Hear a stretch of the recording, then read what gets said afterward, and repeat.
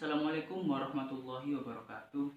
Nama saya Muhammad Ali Haidar dengan nomor NIM 20060711043.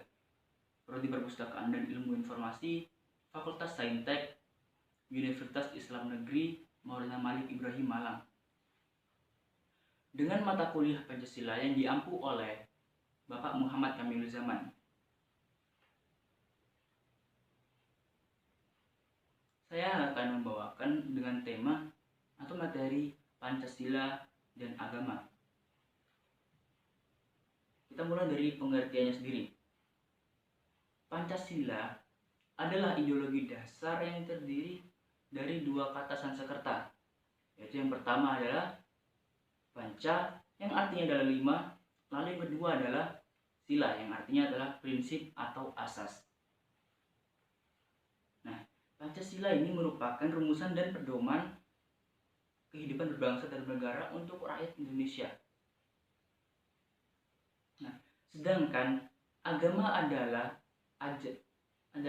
ajaran sistem yang mengatur tata keimanan kepada Tuhan yang Maha Kuasa serta tata kaidah yang berhubungan dengan pergaulan manusia serta lingkungan.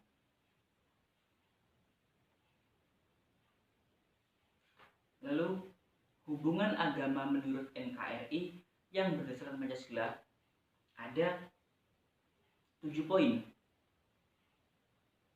Yang pertama, negara adalah berdasar pada ketuhanan yang Maha Esa. Lalu yang kedua, tidak ada tempat bagi ateisme dan sekularisme karena hakikatnya manusia berkedudukan kodrat sebagai makhluk Tuhan. Yang ketiga, bangsa Indonesia adalah bangsa yang berketuhanan Maha Esa. Konsekuensi bagi setiap warga memilih hak asasi untuk memeluk dan menjalankan agama atau keyakinan yang mereka yakini atau yang mereka pilih. Lalu yang keempat, tidak ada tempat bagi pemaksaan agama karena ketakwaan itu bukan hasil dari paksaan siapapun. Yang kelima, memberikan toleransi terhadap orang lain dalam menjalankan agama dan negara. Lalu yang keenam, negara pada hakikatnya adalah merupakan berkat rahmat Allah yang Maha Esa. Lalu yang terakhir adalah poin ke-7, segala aspek dalam melaksanakan dan menyelenggarakan negara harus sesuai dengan nilai-nilai ketuhanan yang Maha Esa, terutama norma-norma hukum positif maupun norma moral baik, moral agama, moral penyelenggara negara. Dengan perkembangan sila ketuhanan yang Maha Esa dapat dijabarkan dalam beberapa poin yang penting atau biasa disebut dengan butir-butir Pancasila. Di antara lain adalah mengembangkan sikap menghormati, yaitu mengembangkan sikap menghormati dan bekerja sama antara pemeluk agama dengan kepercayaan yang berbeda-beda terhadap Tuhan yang Maha Esa. Manusia Indonesia percaya dan takwa kepada Tuhan yang Maha Esa sesuai dengan agama dan kepercayaannya masing-masing menurut dasar kemanusiaan yang adil dan beradab. Lalu, bangsa Indonesia menyatakan kepercayaannya dan ketakwaannya kepada Tuhan yang Maha Esa dan tidak memaksakan suatu agama dan kepercayaan terhadap Tuhan yang Maha Esa kepada orang lain. Juga agama dan kepercayaan kepada Tuhan yang Maha Esa adalah masalah yang menyangkut hubungan pribadi manusia dengan Tuhan yang Maha Esa. Lalu membina kerukunan hidup di antara sesama manusia umat beragama dan kepercayaan terhadap Tuhan yang Maha Esa, mengembangkan sikap saling toleran, menghormati kebebasan, menjalankan ibadah sesuai dengan agama dan kepercayaannya masing-masing. Dan dalam hal ini juga sudah dibahas dalam undang-undang kita, yaitu pada bagian badan tubuh tercantum pada pasal 29 ayat 1 dan 2 sebagai berikut. Yang pertama, negara berdasarkan atas ketuhanan yang Maha Esa. Yang kedua, negara menjamin kemerdekaan tiap-tiap penduduk untuk memeluk agama dan beribadah sesuai dengan agama dan kepercayaan itu.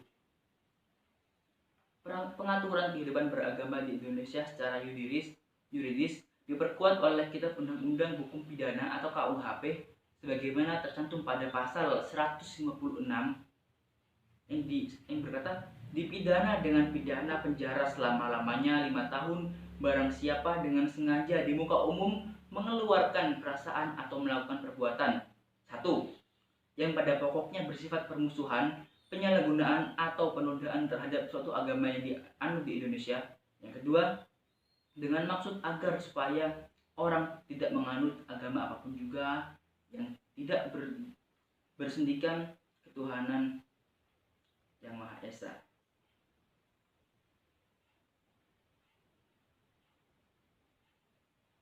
Maka agar pengalaman Pancasila, sila pertama, dapat berjalan sejalan dengan Pancasila, maka penduduk Indonesia harus mengerti Pancasila dan agama yang mereka anut atau mereka percaya. Agar mewujudkan fungsi Pancasila yang jelas terwujud dalam membuat aturan antara umat beragama dan berkepercayaan terhadap Tuhan yang Maha Esa.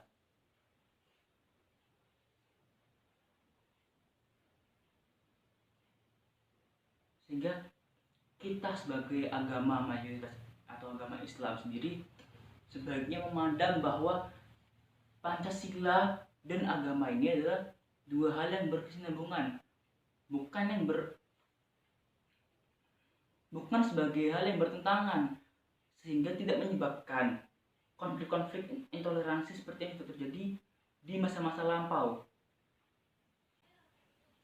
Maka marilah kita meningkatkan kesadaran masing-masing dengan hal-hal positif yang ada di lingkungan kita,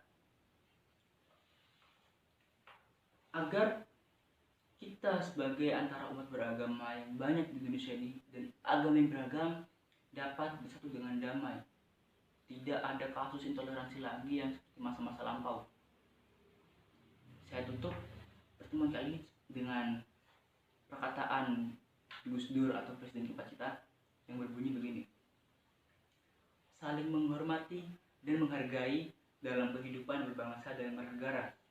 Hormati perbedaan dan kemajemukan yang ada di Indonesia. Sekian, wassalamualaikum warahmatullahi wabarakatuh.